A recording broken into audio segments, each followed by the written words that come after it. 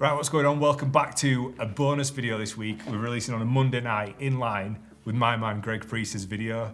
What's up? Greg runs a channel, starting up. He's got a modest, minuscule 60-odd thousand subs, almost 60,000 subs. I think by the time this comes out, I'll be there. Oh, let's show it off. And by the time this comes out, I'll have 10,000 subs.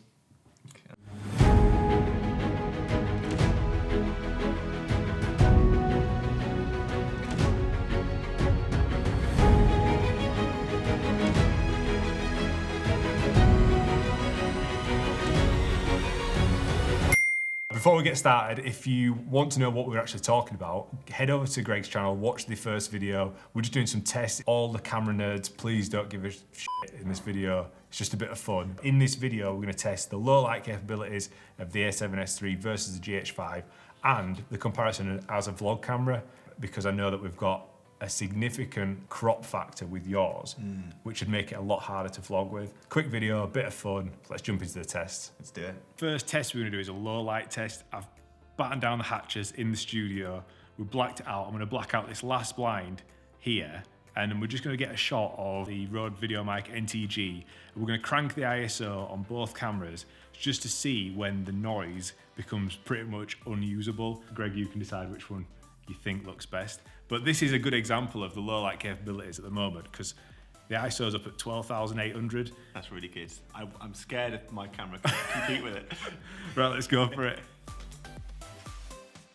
What you're not seeing on screen, but what we're actually looking at, is a Rode VideoMic NTG. So this is a side-by-side comparison at 200 ISO. Can you see anything on your screen, Greg? Nope. Right, let's crank it up then. Let's go up to 1600 ISO. So I can just about see it on my screen. Can you see anything on yours?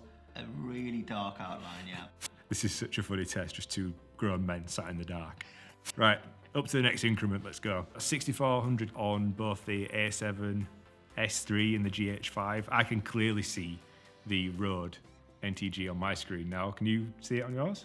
I can see it too, yeah. I'm a bit hesitant because I'm not sure the brightness settings we've got for our LCDs on our cameras. It'd be good to see these on the computer next to each other. But yeah, I can see it on my camera now.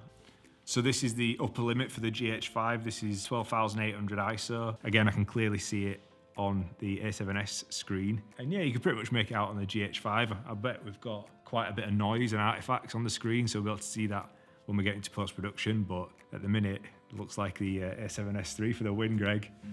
So just as an exercise as well, we'll crank up the ISO even further. So that's 40,000 ISO. Just for reference, you saw at the beginning of this test that we actually can't even see it on the table, so it just shows you how powerful the A7S III is. We're going to test how the cameras work out when we are vlogging. Just like I'm doing now, holding the camera in my hand.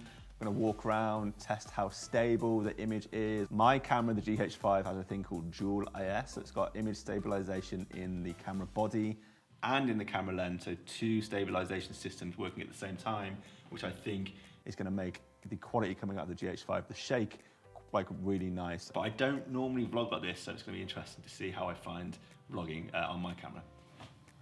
Right, so as Greg said, he's not a vlogger.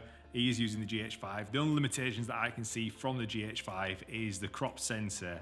But as you can see from using the A7S III as a vlogging camera, I've got a super wide frame to choose from. It's a full frame sensor. I'm on a Tamron 17-28 lens. It's got in-body image stabilization, and it's probably one of the best vlogging cameras out right now. Okay, cool. So this is the walking around vlog test for my GH5. We're going to see after if it's nice and stable, and if we're getting a lot of shake like that. But this is how I'd be walking normally around the street. I'm shooting at 12mm on my lens, but Josh mentioned in his clip, because my camera has a crop factor, I'm having to hold this camera like quite far away to get myself all in shot, which is going to make my arm tired after a long period of time. I don't think Josh had to hold his camera as far away from him as I'm doing. So that's a bit of a disadvantage for the GH5, but I guess we'll see when we look at the footage on the screen, how the shake was, how the colors are coming through and the different lighting situations, and just see how it all worked out. You'll see a lot of comparisons with the A7S versus Canon cameras, but not many with the GH5. So I'll be interested to see what your footage looks like from when you were vlogging just then. I'm a big fan of this as a vlog camera. Right, so that's the test complete there. Greg, I hate to say it, mate, but I think it's a dramatic win for the Sony A7SIII. Low light capabilities, blown out of the water. Yeah, you could go higher up with the ISO. We were sat next to each other, we couldn't see each other. So the fact that we could see that microphone on the table was something else. I shoot in controlled environments, so I'm always probably going to have light to help me anyway, but if you are in those situations where you are going into low light, the Sony's definitely the way to go, isn't it? Especially if you are a vlogger, you need to be able to have that capability to bump your ISO just to make up for the fake light, because that's all ISO is. It's fake light, artificial brightness into your image. So again, I think that's a W for a win for the Sony. For the vlogging, yeah. And the full frame sensor. You can see the difference between your framing, you've just got your heading shot, whereas like when I had it all the way out, we had like the full studio. It was almost starting to like warp it with that wide. For sure, yeah, I mean, and that was zoomed out to 12 minutes, as far as I could zoom out with my lens. I was holding the camera as far out of my arm as I could, and I got tired after like 30 seconds. So if you're walking around every day, unless you have a super, super, super wide lens on the GH5, I mean, the Sony's gonna win every day, isn't it? Yep. Yeah, mate, it's been class to do a collaboration. Yeah, and sure.